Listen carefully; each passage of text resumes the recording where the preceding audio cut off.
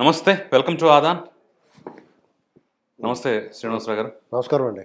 శ్రీనివాసరావు గారు, యువగళం పూర్తయిపోయిన తర్వాత ఇంచుమించుగా ఇక అదే సమయంలో కానివ్వండి, ఆ తర్వాత కానివ్వండి, వరస పెట్టి టీవీ ఛానల్స్ అని కానివ్వండి, లేదంటే ఇన్ఫ్లుయెన్సర్లతోటి ప్రముఖమైనటువంటి యూట్యూబ్ ఛానల్స్ కన్నింటికి నారా లోకేష్ వరుస పెట్టి ఇంటర్వ్యూలు ఇస్తున్నారు. సో ఎలాంటి క్రిటికల్ క్వశ్చన్ అయినా సరే నన్ను అడగండి, వితౌట్ స్క్రిప్ట్, మీరు నాకేం చెప్పక్కర్లేదు, పలానా క్వశ్చన్ అడుగుతాను, నా పర్మిషన్ తీసుకోక్కర్లేదు అన్నట్లుగా కొంత ఇరుకున పెట్టేటటువంటి యాంకర్లు, జర్నలిస్టులకు కూడా ఆయన పిలిచి మరీ ఇంటర్వ్యూలు ఇస్తున్నటువంటి తీరు మనం చూస్తున్నాం.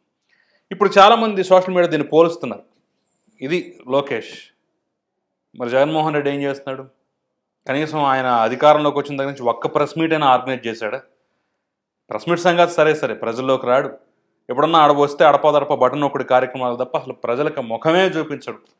ఇద్దరిని పోల్చి చూడండి, ఎవరు బెటరో మీరు నిర్ణయం తీసుకోండి చెప్పేసి ఒక ప్రచారం అయితే ఊపందుకుంది. సో దీన్ని బేస్ చేసుకుని మనం మాట్లాడచ్చు అంటారా? అంటే ఇప్పుడు లోకేష్ గారు ఈ పాదయాత్రకు ముందే బాగా మాట్లాడుతూ మొదలుపెట్టాడు. చాలా బాగా. అంతకుముందు కూడా అతను మాట్లాడలేనివాడు ఏం కాదండి. అనవసరంగా ట్రోల్ మెటీరియల్ అయ్యాడు అంతే. అంటే జగన్మోహన్ రెడ్డి గారు అన్న టీంకి ఇతని సత్తా తెలుసు వాళ్ళకి. కాబట్టి వాళ్ళు ఏం చేస్తారంటే ఒక వీరుణ్ణి ముందే కుదేలు చేసేద్దాం, మానసికంగా బలహీనుడు చేద్దామని ఆ రకమైన ట్రోలింగ్ మొదలుపెట్టారు. అందులో పాక్షికంగా విజయం సాధించారు. ఆ ట్రాప్లో పడి టీడీపీ వాళ్ళు కూడా విమర్శించేవారు లోకేష్ని. అయితే ఈయన లోకేష్ గారు 2019 ఓటమి తర్వాత అసలు ఆయన మీకు తయారయ్యాడు.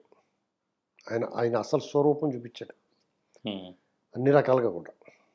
ఎవడ వేలెత్తి చూపించలేని విధంగా తయారయ్యాడు.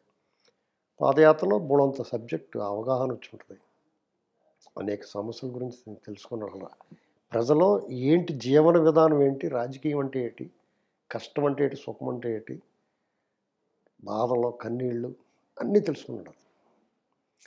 ఇప్పుడు ఎవరన్నా తడుముకోకుండా ఎందుకు మాట్లాడగలుగుతారంటే వాళ్ళ మనసులో క్లారిటీ క్లియర్గా ఉండాలి. వాళ్ళు ఏం చెప్పదలుచుకున్నాడు దాని మీద స్పష్టత ఉందనుకో, నువ్వు అడిగిన వెంటనే మంచిగా చెడ్డగా టకాలమని చెప్పేస్తారు. ఇప్పుడు జగన్మోహన్ రెడ్డి గారు కన్ఫ్యూజ్డ్ స్టార్. అతని జీవితమే కన్ఫ్యూజ్. వాళ్ళ నాన్నగారు చనిపోయాడు. అంతకుముందు వాళ్ళ నాన్నగారు ముఖ్యమంత్రి.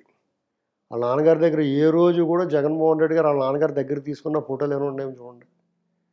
ఆయన విహారయాత్రకి అక్కడికి పార్కులకు లేకపోతే హాలిడే ట్రిప్ వెళ్ళినప్పుడు జగన్మోహన్ రెడ్డి గారు ముసిముసి నవ్వులు నవ్వుకుంటే సిగ్గుపడిపోతా వాళ్ళ నాన్నకు 10 అడుగుల దూరంలో నడుతుంటే రాజశేఖర రెడ్డి గారు వెనకాల నడుచుకుంటూ వచ్చేవాడు. ఆ దృశ్యాలు ఉన్నాయి. అప్పుడు కూడా కన్ఫ్యూజ్ అతనికి. ఏంటి మన పరిస్థితి, నాన్న నన్ను ఎలా పట్టించుకోవట్లేదు ఏంటి, నన్ను దొబ్బినివ్వట్లేదు ఏంటి అన్న బాధ ఉండేది. అయినా సరే వేరే వాళ్ళ ద్వారా దొంగలెక్కలు రాయించేసి రకరకాలుగా, ఇప్పుడు సీఎం కొడుకు అన్న పేరు చెప్పుకుంటే చాలు కొట్టేయచ్చు, అలా కొట్టేశాడు. ఇంకా రాజశేఖర రెడ్డి గారు కూడా ఆయన కూడా పైకి మంచివాడిగా నటిస్తాడు కానీ లోపల బాగానే దొబ్బెత్తడు మనవాడు అనుకుంటాడు. ఇప్పుడు ప్రయోజకుడు అయ్యాడు మనవాడని వదిలేసి ఉంటాడు. అంతే కదా. చాలామంది రాజశేఖర రెడ్డి గారు చాలా గొప్పోడు, ఇతను దూరం పెట్టేసాడు, ఇతను ఎలాంటి వాడని తెలిసి అంటారు. మరి దూరం పెట్టేసి ఉంటే ఇంత దేశాన్ని రాష్ట్రాన్ని కొల్లగొట్టేస్తుంటే ఇంత ఊరుకున్నాడు.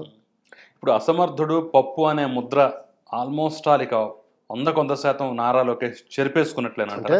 ఎందుకు ఈ ప్రశ్న అడుగుతున్నానంటే, నిన్నగాక మొన్న కూడా రామ్ గోపాల్ వర్మ ఏదో ఒక ఇంటర్వ్యూలో నాకు పప్పుగాళ్ళు నచ్చరు అనే విధంగా ఈయన ఉద్దేశించి ఒక కామెంట్ చేసినట్లుగా అయితే ఒక ప్రచారం జరుగుతుంది. అంటే ఇంత చేసినా, ఇంత పాదయాత్ర చేసినా, ఈ రకంగా మాట్లాడినా, ఈ రకంగా ఆకట్టుకుంటున్నా, ఈ రకంగా ప్రజల్లో కొడుతున్నా, ఈ రకంగా ప్రతిదానికి సమాధానం చెప్తున్నా సరే ఇంకా ముద్ర అనేది ఆయన్ని వీడిపోలేదా అనే ఒక డౌట్ ఎక్కడో వస్తుంది. అలా కాదండి.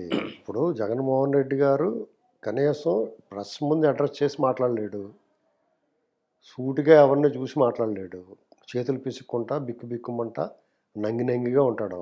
లోపల మాత్రం అతను అది అంటే భయం అని మరి వీళ్ళు బిల్డప్ ఇస్తారో లేకపోతే నిజంగానే లోపల క్రూరంగా ఉంటాడో మరి తెలియదు ఎవరికైనా. ఆ దృశ్యం ఎవడో చూడలేదు.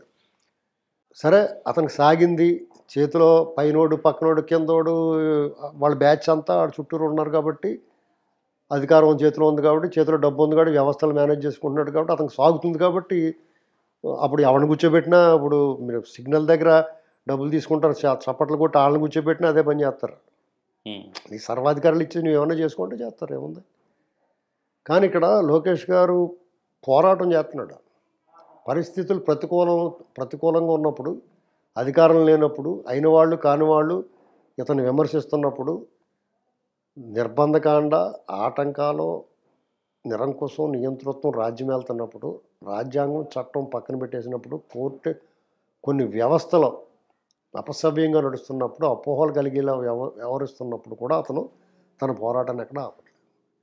చాలా ధైర్యంగా మాట్లాడుతాను. మీ అంతు చూస్తాను రెడ్ బుక్లో అని చెప్పి అంటున్నాడు. ఇంతకన్నా డేర్ డెవిల్ ఎవరుంటాడండి? ఇప్పుడున్న పరిస్థితుల్లో సాహసం చేయగలుగుతాడు ఎవడన్నా? అతను మరి ఇప్పుడు నేను మీరు చెప్పినట్టుగా అతను సవాళ్ళు ఎవరన్నా మాట్లాడతానన్నాడంటే అది పెద్ద అచీవ్మెంట్ ఏం కాదు. ఆయనకి అవలేలుగా మాట్లాడగలుగుతున్నాడు. అసలు అచీవ్మెంట్ ఏంటంటే మీ సంగతి చూస్తాను రేపు నేను వస్తున్నాను అనేటువంటి ధీమా, ధైర్యం చూసారా, అది అతను సాధించింది. ఆ కాన్ఫిడెన్స్ లెవెల్ పెరిగింది. ఇంటర్వ్యూ ఇవ్వడంగా ఉందండి, పెద్ద విశేషం ఏముంది. కానీ ఈ రామ్ గోపాల్ వర్మ సందర్భం ప్రస్తావన మీరు తెచ్చారు. నేను మామూలుగా అయితే అతని గురించి అత్యంత నీచుడు అతను మణిజ్యాన్ని మెత్తలేదు. అతన్ని మనం ఏమన్నా అన్నామంటే మన నోరే చెడిపోద్ది అన్నమాట. ఇంక అతను అన్నిటికి బరి తెగించి ఉన్నవాడు అండి. అతను ఏమంటాడో, నిన్ను ఎవడు చూడమన్నాడో, నిన్ను ఎవడనమన్నాడో, ఇలాంటి మాటలు మాట్లాడతాడు. సిగ్గు లేక బుద్ధి లేక అతనితో ఇంటర్వ్యూలే చేస్తారు. అవి మానుకోవాలి అందరూ. ఎందుకంటే అలాంటి వాడిని ఎలేయాలి సమాజం నుంచి. కానీ దురదృష్టం ఏంటంటే అలాంటి వాళ్ళు కూడా ఆదరణ ఉంటుంది, చూస్తారు అటువంటి లైక్ మైండెడ్ ఉన్నవాళ్ళు. అతనితో పాటు ఉంటే హీరోయిన్లు కాళ్ళు ఆగుతా అది ఏమైనా చూపిస్తాడేమో, గబక్కన అది ఆగుతామని కూడా వెయిట్ చేస్తూ ఉంటారు కొంతమంది. అంటే అంత దారుణంగా తయారయ్యాడు అతను. అవి కూడా ఇష్టపడి వాళ్ళు ఉంటారు కదా. కాబట్టి అతని మాటలు పట్టించుకో. లోకేష్ గారిని పప్పు అనే అవకాశం ఎవరికి రాదు. ఇంకా ఆడు అన్నా అంటే పిచ్చోడి కింద లెక్క. అంటే వాళ్ళకి ఉక్రోషం పట్టలేక మాట్లాడి చాలామంది సోషల్ మీడియాలో కూడా చూస్తున్నారు, ఫేస్బుక్లో గట్టనే పప్పు నిప్పు ఇలాంటి మాటలు. అసలు బుర్ర బుద్ధి ఉన్నవాడు ఆ మాట మాట్లాడి ఇంక లొకేషన్ చూసిన తర్వాత. నిన్న నవశకము యువగళం మా పాదయాత్ర ముగింపు సభలో అందరికన్నా హైలైట్ లోకేష్ గారి ప్రసంగం. చాలా చక్కగా అంత సుదీర్ఘ ప్రసంగంలో ఎక్కడ ఏ పాయింట్ మిస్ అవ్వకుండా అందంగా, అందులో ఎమోషన్ ఉంది, ఎలివేషన్ ఉంది, అగ్రెసివ్నెస్ ఉంది, చలోక్తులు ఉన్నాయి. అసలు జనాలు కేరింతలు కొట్టేలాగా చేసి మాట్లాడాడు అతను. ఇంకా అతని మీద అన్నారంటే వాళ్ళకి రోగం ఉండాలి. ఆ మాట అన్న వాళ్ళు చికిత్స చేయించుకోవాలి. అల్సర్లాంటి కడుపు మంట ఉండాలి. ఎందుకంటే ఇక తట్టుకోలేని, సహించలేని బుద్ధి ఉండాలి. మీకు సరదా కూడా మాట్లాడకూడదు అతని పప్పు అని. ఎందుకంటే మీ నోరు ఎలాగొచ్చింది, నోరు ఎలాగొస్తుంది అంటే నీ అమ్మ నీ అక్కని తిట్టు, నీ దమ్ముంటే, నీ కడుపు మంట ఉంటే. అంతేగాని ఏదో సెటైరికల్గానో లేకపోతే అతను కించపరచాలనుకుంటే నేనేమనుకుంటున్నానంటే ఇలాంటి వాళ్ళు అందరు రికార్డు, ఈ ఆఫీసర్లు అయ్యి అధికారులు అందరు రికార్డు ఆయన రాశాడా? ఇలా వాగిన వాళ్ళ రికార్డు వాళ్ళ తాలూకు టీం రాస్తున్నారు. రామ్ గోపాల్ వర్మ పేరు రాసుకునే అంత సీన్ రామ్ గోపాల్ వర్మ లేదు కాబట్టి లోకేష్ డైరీలో లేడు అతను. కానీ సెకండ్ లెవెల్ దాంట్లో రామ్ గోపాల్ వర్మ పేరు ఉంటుంది. ఆడ వెనకాల ఎవడో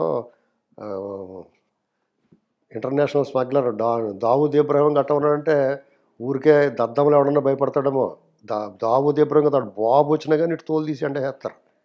2 కాళ్ళు మోకాళ్ళు గట్టి నరికేసి పక్కన కూర్చోబెడతారు. చూడండి, నేను ఇప్పుడు చెప్తున్న మార్క్ మై వర్డ్స్.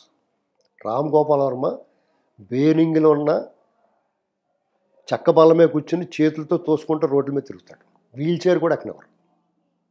వాడు నోటికి అదుపు లేకుండా మాట్లాడుతున్నాడు. ఎన్నాళ్ళు చూస్తా సహిస్తారు ఎవడన్నా? సభ్య సమాజం ఊరుకుంటుందా? నీకేటి సంబంధం? ఖచ్చితంగా మాట్లాడుతావు. నువ్వు నోటికి వచ్చినట్టు మాట్లాడుతావు. నీ జాతి, నీ బతుకు, నువ్వేంటిది అసలు? నువ్వు ఏ జన్మెత్తావు? నువ్వు మనిషి జన్మెత్తావా, కుక్క జన్మెత్తావా, పశువుల జాతిలో పుట్టావు? నువ్వు ఏంటిది? ఏం మాట్లాడుతున్నావు? ఓ మనిషి గురించి, చంద్రబాబు గారి గురించి. నాకు చంద్రబాబు గారు ఇష్టం. ఈ సెటైరికల్ ఏంటిది నాన్ సెన్స్?